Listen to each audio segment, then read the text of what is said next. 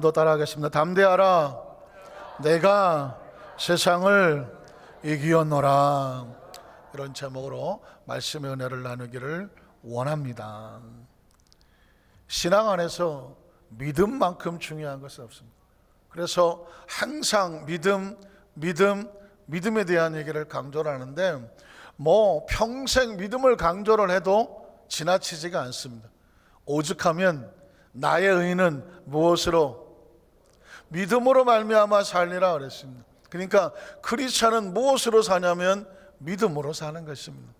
아침에도 믿음, 점심에도 믿음, 저녁에도 믿음, 매일 매 순간 우리는 이 믿음을 붙잡아야 되고, 믿음을 놓치면 죽는 것과 같습니다.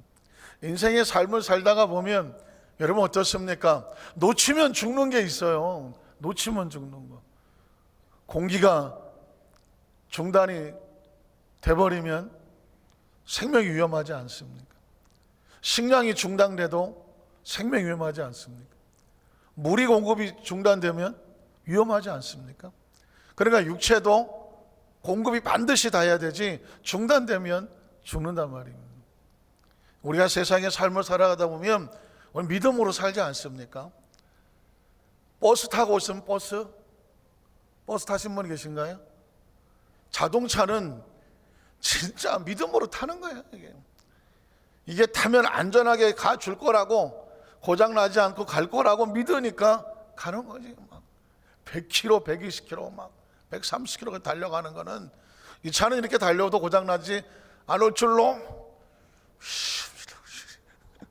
자동차를 믿고 가는 거예요. 버스를 타고 가다 보면 버스 운전기사가 안전하게 해줄 것을 믿는 거죠. 근데 가끔 보면 요즘 뉴스에 버스기사가 운전하면서 유튜브를 보시는, 너튜브를. 이 눈깔이 어디가 있는 거야 이게 지금.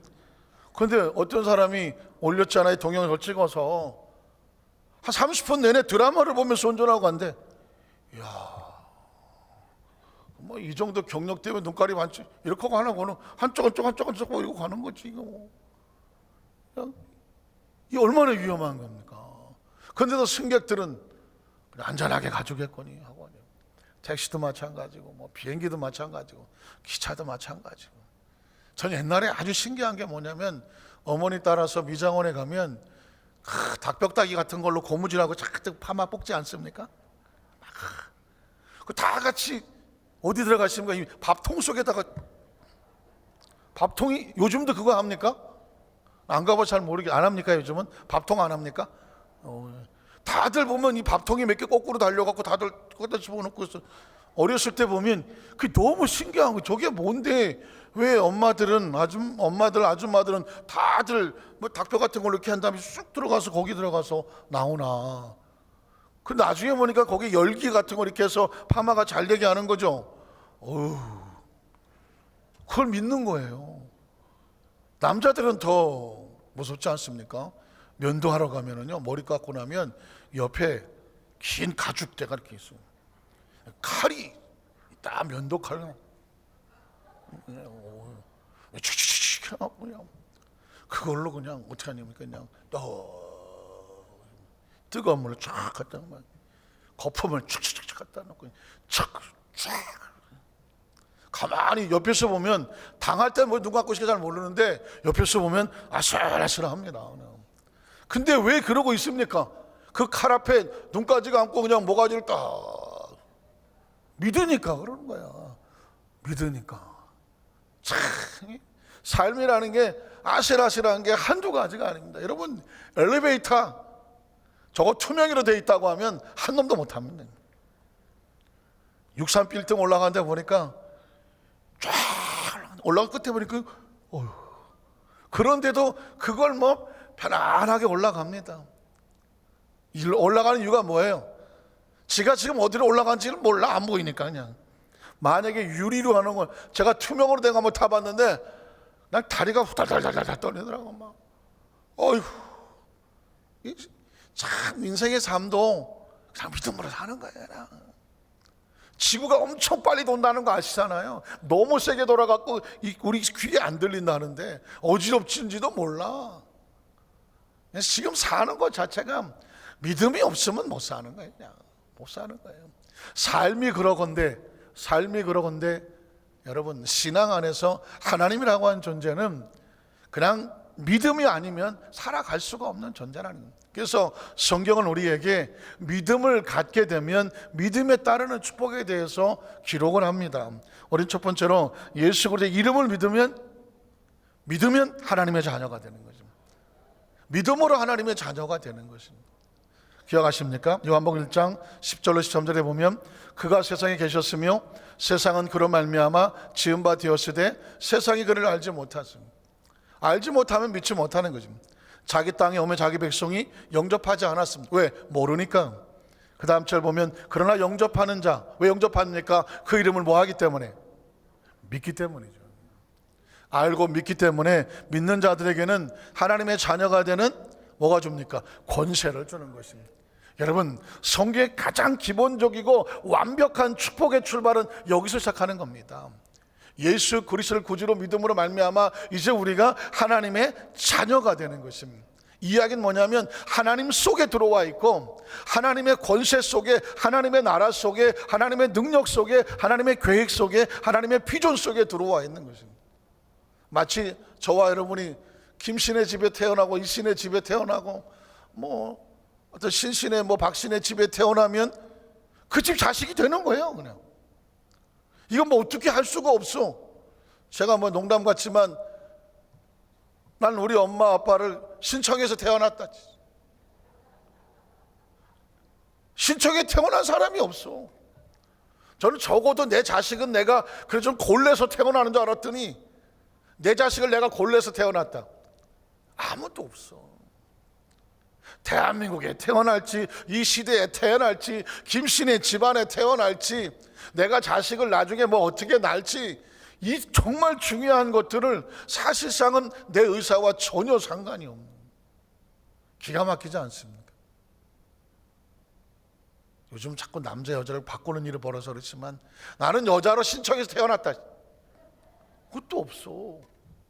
남자가 되고 싶어 태어난 사람 또 없어요. 가만히 생각을 해보면 아주 중요한 영역은요, 우리 영역이 아닌 거예요. 한국에서 태어났기 때문에 한국 사람이고요, 우리 부모님 밑에 태어나서 저는 김씨가 된 거예요. 이 시대 속에 태어났기 때문에 지금 이 시대를 겪어가는 거라고요. 마찬가지로 우리가 예수 그리스도로 말미암아 하나님의 아버지 되심을 믿으면 우리는 하나님의 자녀로 다시 태어나는 거예요. 그걸 본 어게인 한다고 말하고, 거듭난다고 말하고, 중생한다고 말하는 것입니다.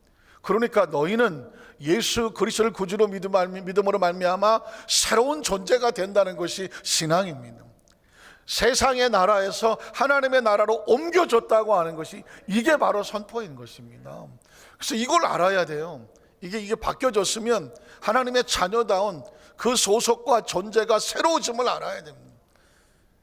탕자 비유를 제가 수도 없이 했지만 오늘 낮까지는 저 돼지치기였지만 아버지께로 돌아오는 순간 이제 더 이상 돼지치기가 아니고 아버지의 아들로 아버지가 같이 누리게 되었는 것입니다. 이게 바로 신앙이라는 것입니다. 그래서 저와 여러분은 이 세상에서 아버지의 나라 속에 있음으로 말미암아 아버지 것은 세상에 어느 누구도 건드리지 못하므로 저와 여러분이 축복된 존재라고 하는 자존감을 가져야 돼요. 자존심을 내세우는 것이 아니라 자존감. 나는 하나님의 자녀다. 하나님의 나라 속에 있다. 하나님 안에서 잘 될 수밖에 없으며 잘 되고 있으며 그리고 잘 되도록 이끌어 가신다는 것입니다. 그래서 염려하고 그래서 걱정하지 말라는 얘기는 어린아이로 태어났으면 어린아이는 그냥 부모에게 자기 자신을 맡기는 수밖에 없어. 나는 태어나고 보니까 정말 힘들었다. 정말 한 살 때 너무 힘들어서 귀족이는 어떻게 하고 내가 이 우유는 어떻게 먹고 제가 정말 이 샴푸는 어디서 사오고 딸랑이는 어디서 사오고 고민한 적이 있다. 빨리 얘기해봐요. 그래요. 그 어린아이로 태어나는 순간 그 모든 생사 여탈은 그 키우는 부모의 손에 달려 있는 거죠. 어느 영역까지는 우리 힘으로 할 수 없는 것이잖아요. 마찬가지입니다. 하나님의 자녀라는 사실을 꼭 기억을 하십시오. 이건 예수 그리스도를 믿음으로 말미암아 하나님의 자녀가 된 거예요. 서로를 바라볼 때 그래서 예수를 믿고 나면 차원이 달라지고 상대 보는 시선이 달라지는 것은 서로를 바라볼 때 누구로 바라보냐면 하나님의 자녀로 바라봐요. 이렇게 생겼어. 아유 재수없어. 아유 난 저런 스타일 싫어. 아유 이건 내가 보는 관점이에요. 하나님 볼 때 말은 어떻게 하십니까? 내 천하보다 소중한 내 자녀라고 말해. 내 아들이야, 내 딸이야. 하나님이 소중히 여기는데 누가 누구를 함부로 평가합니까? 함부로 무슨 비판합니까? 정죄합니까? 함부로 어디다 대고 그 사람 이렇다 저렇다고 말할 수가 있나요? 그럴 수 없다는 것입니다. 그래서 우리는 서로 존재 자체에 하나님 형상과 모양을 발견하고 서로 사랑하는 것밖에 없습니다. 하나님이 사랑이기 때문에 자식이 부모를 닮았다면 닮은 자식은 사랑을 합니다. 하나님을 사랑한다고 하면서 내가 사랑을 하지 못한다면 아직 덜 닮았거나 하나님의 자녀의 길에서 벗어나 있는 것입니다. 그래서 여러분 꼭 기억하시면 지금은 back to the basic, 기초로 돌아가야 된다고 할 때에 하나님의 자녀로부터 다시 출발하자는 것입니다. 두 번째로 예수 이름을 믿으면 하나님의 놀라운 세계를 경험하고 보고 체험할 수가 있습니다. 요한복음 1장 47절로 51절에 보면 예수께서 나다니엘이 자기에게 오는 것을 보시고 그를 가리켜 이르시되 보라 이는 참으로 이스라엘 사람이라 그 속에 간사한 것이 없도다. 나다나엘이 이르되 어떻게 나를 아십니까? 예수께서 대답하여 이르시되 빌립이 너를 부르기 전에 네가 무화과 나무 아래 있을 때 이미 보고 계셨다고 하는 거예요. 참 예수님은 이 4차원적인 능력에 대해서 툭툭툭 던지십니다. 그러면 인간은 3차원을 넘어서는 것에 대해서 저렇게 인간이 가능할까라는 생각을 갖게 되거든요.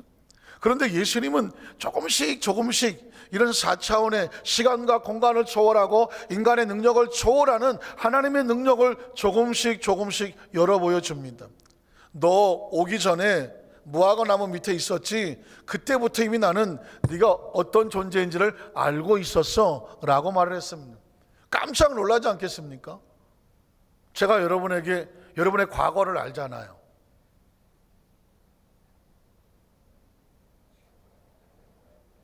이 눈을 안 마주치시면서 제가 어떤 분을 딱 봤는데 이야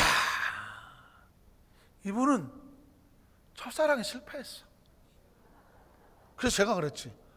아유 어쩌자고 첫사랑에 실패를 하셨어요. 그랬더니 막 갑자기 막 달기똥 같은 눈물 줄. 어떻게 하셨어요? 대부분 실패했어요. 여러분 보십시오. 대충 찍어도 나와. 50% 이상은 나와. 아유 첫사랑에 실패했죠. 그럼 어떻게 알려냐고. 여러분의 과거를 내가 다 알고 있습니다. 첫사랑에 실패했거나 첫사랑하고 살거나 어쨌든 물론 좋고였습니다마는 예수님께서 너 여기 오기 전에 나무 아래 있을 때부터 나는 네가 어떤 사람인지 알고 있었어 라고 말하는 깜짝 놀라는 것입니다. 보통 인간은 그럴 수 없잖아요. 어떻게 하셨어요? 그 다음 절 보면 그래서 아담이 대답하되 랍비요. 벌써 부르는 게 달라지죠. 당신은 하나님의 아들이십니다. 그렇지 않고서야 보통 사람이 알 수 없는 것을 알 수 있지 않습니까? 당신은 이스라엘의 임금이로소이다. 그렇게 말하니까 예수님이 대답하여 이르시되 내가 너를 무화과 나무 아래서 보았다고 그 정도 가지고 믿는다고 말을 하느냐? 그 다음 절 보면 이보다 더 큰 일도 보리라. 믿으십니까? 우리는 우리의 가지고 있는 이 기관과 조직과 우리의 지식이 이게 우리를 방해한다니까요. 우리를 방해해요. 눈으로 봐야 백문이 불여일견이라고 하고 내 귓구멍으로 들어야 내가 들었다고 말하고 내가 만져봐야 그건 그렇게 생겼다고 말하려고 해. 내가 가지고 있는 IQ와 내가 배운 지식을 가지고 그건 말이야 내가 책을 봤는데 내가 공부를 해봤는데 그건 이런 거야. 이게 우리의 한계예요. 그걸 넘었으면 아이 그럴 순 없지, 사람은 그럴 수 없어, 이렇게 말하는 것입니다. 그런데 예수님의 영역, 하나님의 나라의 영역은 우리 인간의 지식을 초월하거든요. 우리의 시력을 초월하고, 우리의 청력을 초월하고, 우리의 촉각을 초월하고, 우리의 지식과 경험을 초월한단 말입니다. 믿으십니까? 지금 저와 여러분이 알고 있는 이게 완벽하지가 않아요. 완벽하지도 않고요, 우리는 완전한 존재가 아니에요. 아십니까? 완벽한 존재가 아니에요. 이세부에 보면은 꾀구리 엄마가 맹꽁이 엄마인가 그러니까는 꼬마들이 어디 가서 엄마 나 저기 봤는데 엄청 큰 짐승을 봤어요. 그러니까, 그래? 나보다 큰 게 어디 있어? 이만하냐? 아니 더 커요. 이만하냐? 더 크다. 이만하냐? 이러니까요. 아 엄마 그만하세요. 아이씨 나보다 큰 게 어디 있어? 하나 둘 셋 빵이에요. 맹꽁이 엄마가 자기가 제일 큰 줄 알아. 애들 앞에서 요거밖에 안 되는 거예요. 그거보다 더 큰 짐승은 어마어마하게 많은 거예요. 우리가 알고 있는 이 지식의 세계, 경험의 세계, 인생을 좀 살았다고 해서 내가 아는 게 그게 다라고 생각하면 천부당 만부당이야. 어림도 없는 거예요. 우리가 이 지구에서 뭘 얼마나 알겠어? 뭘 얼마나 알겠느냐고. 그런데 그걸 가지고 다 아는 것처럼 너는 말이야, 너도 말이야, 이것저것 뭐 다 그냥 총 쏘고 칼 쏘고 다 해버려갖고 다 아는 척 해버리면 이게 제일 세상에서 미련한 사람입니다. 진짜 지혜로운 사람은 내가 알고 있는 것은 부분적이고 한계적이고 연약한 거라고. 그래서 좀 더 전문적에서 알려고 귀를 기울이는 거죠. 하나님의 차원은 하나님이 아니면 안 되고, 왜 예수님인가, 하늘에서 오신 예수님만 하늘에 대한 이야기를 하죠. 아주 조심스럽지만 변은 익을수록 고개를 숙인다고 하는 얘기는 뭐냐면, 뭘 좀 알면 내가 모르는구나. 제가 박사학위 논문을 2번을 써봤는데, 제가 우리 후배들한테 꼭 논문을 할 수 있으면 해보라고 하는 이유가 뭔지 아십니까? 이거는 박사라는 단어가 넓을 박, 많이 안다, 이게 박사가 전문가거든요. 그런데 논문을 쓰고 나서 저는 꼬꾸라졌어요. 왜 꼬꾸라졌냐? 야, 내가 그동안 얼마나 무식했냐는. 왜냐하면 논문 하나를 쓰려면 적어도 전문 서적과 가피교 유사 논문을 최소한 150, 200권을 봐야 되거든요. 그 한 주제를 가지고, 한 주제 가지고 논문을 100권, 200권 뭐 책하고 보고 나면 이게 넓게 아는 게 아니라 깊이 아는 것이 얼마나 중요한가를 알게. 그러니까 어느 거 하나를 얘기하려면 이렇게 깊이 들어가서 묵상하고 사고하고 그런 것을 알고 나와서 한마디 할 수 있는 게 그게 논문이거든요. 그런데 그동안 너무너무 많은 그냥 얄팍한 지식을 가지고 아는 척을 하고 이게 어쩌고 저쩌고 했던 것이 얼마나 부끄러운지 모르는 거예요. 그래서 공부라는 것은 뭐냐면, 책을 많이 읽어보고 많이 공부를 해본 사람은, 깊이 들어갔다 나온 사람은 함부로 말하지 않아요. 함부로 말하지 않고 깊이 생각해보고 또 생각해보고 또 사고의 능력이라고 하는데 해보고 한마디 하는 것입니다. 여러분, 나이를 많이 먹으면 어떻게 됩니까? 나이를 많이 먹으면, 옛날에는 뭐라 그러면 했었는데 나이를 많이 먹으면 말수가 적어집니다. 그리고 생각이 깊어집니다. 옛날에는 지금은 안 그렇잖아요. 그게 그렇게 말했다면 그럴 수도 있을지도 몰라, 한 번 더 생각해보자 하고 여유를 가지고 함부로 판단하지 않으려고 하고 생각을 하고, 그리고 무엇이 가장 적절하고 지혜로울까, 이걸 생각해 보게 된단 말이에요. 그래서 나이를 먹는 즐거움도 상당히 쏠쏠합니다. 옛날에는 혈기방정하고 분기탱천하여 그냥 하나만 딱 잡아서 그랬던 시절이 있었을 거 아니에요, 다. 그 나중에 보니까 여러분 그런 경험 없습니까? 저 가끔 가다가 혼자 이래, 혼자. 이거 멋있으라고 그렇게 한 거 아니에요? 왜 그럴까요? 그때 그렇게 하지 말았어야 돼서. 그때 고집 피우지 말았어야 돼요. 그때 그게 아니었어. 조금만 생각을 했더라면 아니야. 이게 세월이 지나서 이제 좀 철이 들어갔고 그런 얘기를 한단 말이죠. 이런 나이는 무조건 많이 들어봐야 돼. 그 맛이 보통 맛이 아니야. 그랬더니 또 한 80 드신 권사님이 불도저 앞에서 삽질하냐? 예. 물론 저는 아직 80이 안 돼봐서 모르긴 하지만 약간 그 80이 돼서 느끼는 맛도 느껴보고 싶어요. 100살이 되면 어떨까? 그러면 지나온 인생을 보면서 어떻게 요약하고 정리해서 어떤 깨달음이 있을까? 나이를 먹으면 깨달아지는 게 있잖아요. 그러면서 나에게 얼마나 남은 삶이 있을지 모르지만 그 깨달음으로 잘 정리해서 마무리를 잘 해나갈 수 있는 이 묘미가 너무 쏠쏠할 것 같아요. 아닙니다, 목사님. 저는 짧고 굵고 짧게 살겠습니다. 뭐 이렇게 얘기하는 것도 좋긴 하겠지만, 그러나 인생은 마무리하면서 깨닫고 잘 정리하고 하나님의 자녀로서 아름다운 흔적을 남기며 하나님 앞에 가는 것이 얼마나 중요한지 모릅니다. 그러므로 우리는 하나님 앞에 또 낮춰야 돼. 내가 또 모르는구나. 하나님의 세계는 무궁무진해서 저는 정말 기대됩니다. 왜 기대가 되냐면 하나님의 차원과 세계가 무궁무진하거든요. 보십시오. 1950년대 저는 50년대 태어났기 때문에 우리 때는 2차 혁명이에요. 2차 혁명은 뭐냐면 자동차 있고 뭐 기차 있고 이럴 때가 2차 혁명이고, 난 태어났을 때 자동차가 없었다. 자동차 없었습니까? 기차도 없었습니까? 비행기도 없었습니까? 올해 연세가 혹시 1800 얼마 아니신가요? 아니면 아주 시골에 사셔서 없었나요? 당황하셨습니까?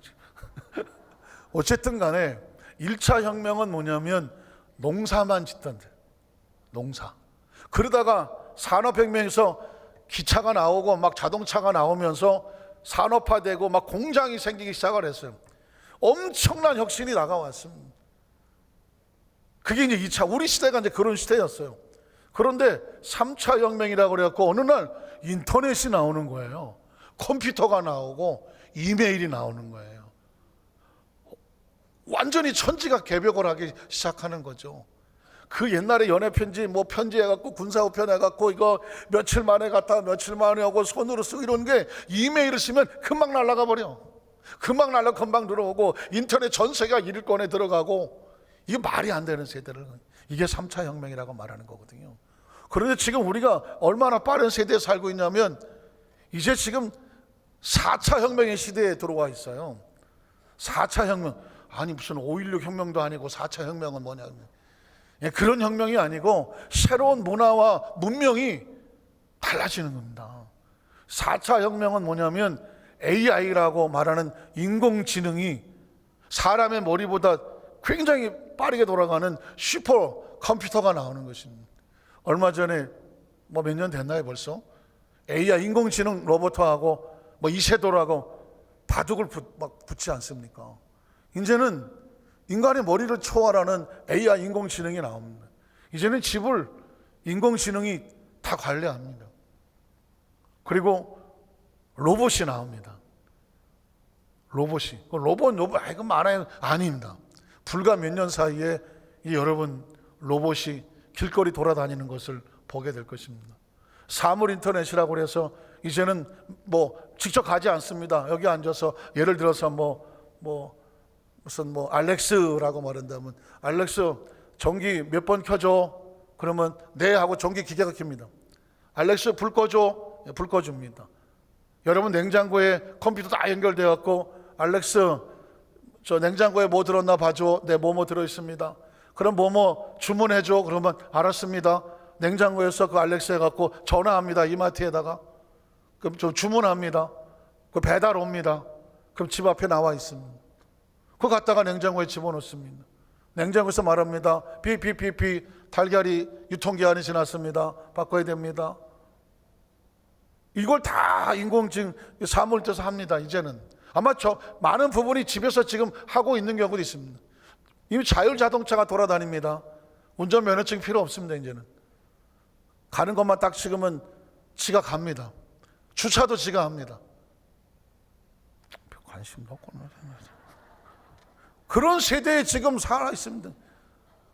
여러분 보십시오. 예배 시간에 로봇가 앉아서 있습니다. 나중에 어떤 일이 벌어집니다. 어떤 일이 벌어지지 아십니까?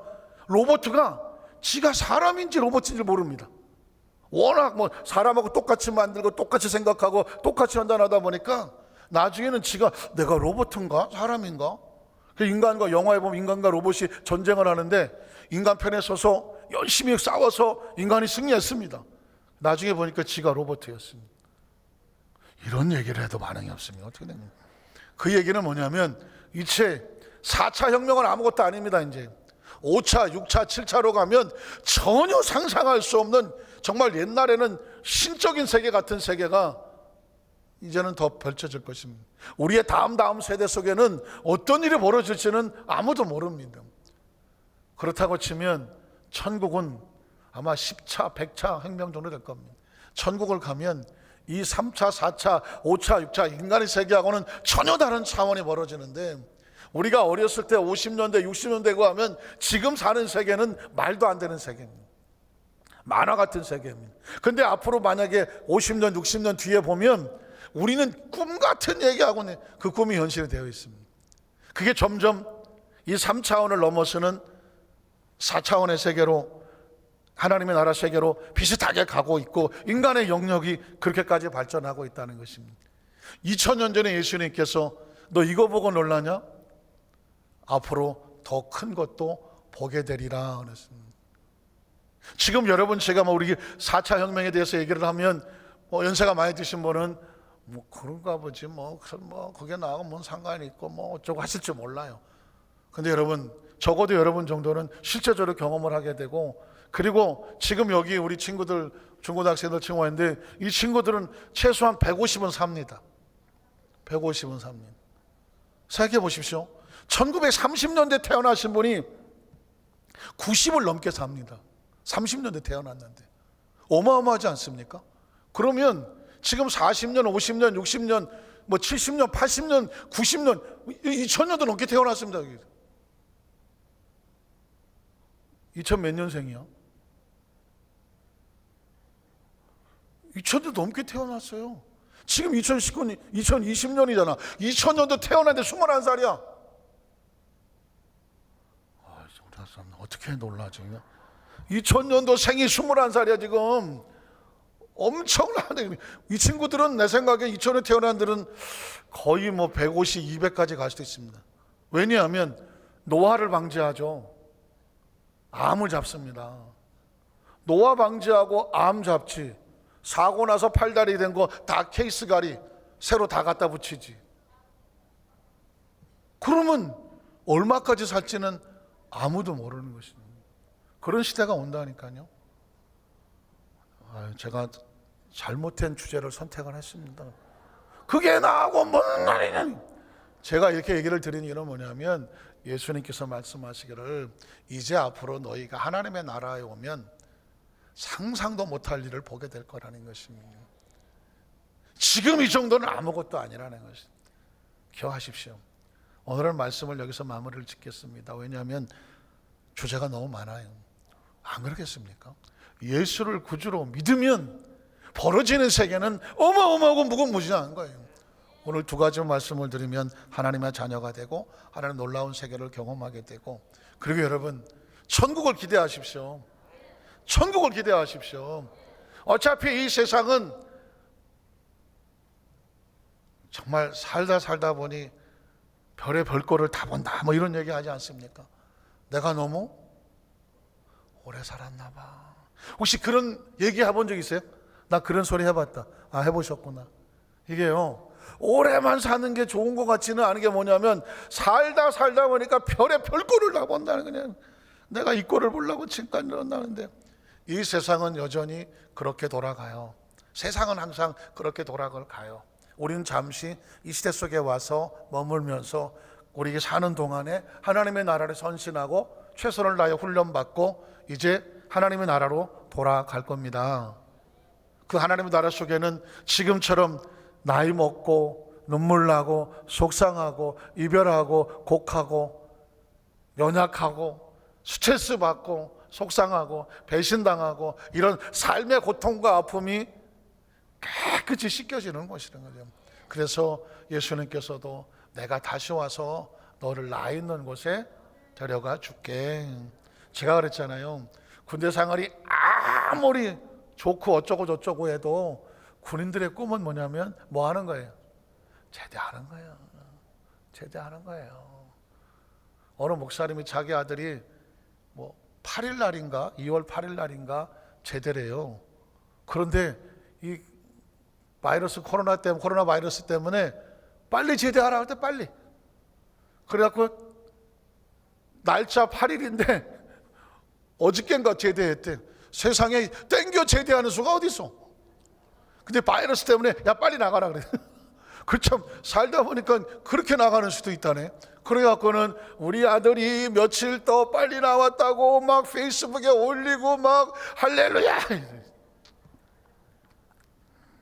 제대하는 게 그렇게 좋은 것 같아요. 여러분, 우리가 이 세상을 마무리 치는 것은 제대하는 것과 같아요. 우리가 원래 있던 곳으로 돌아가는 것 같죠. 그 세계에 대한 소망과 믿음을 가지고 오늘도 우리는 천국의 소망을 두고 살아가시는 우리 성도님 되시기를 주님의 이름으로 축원합니다.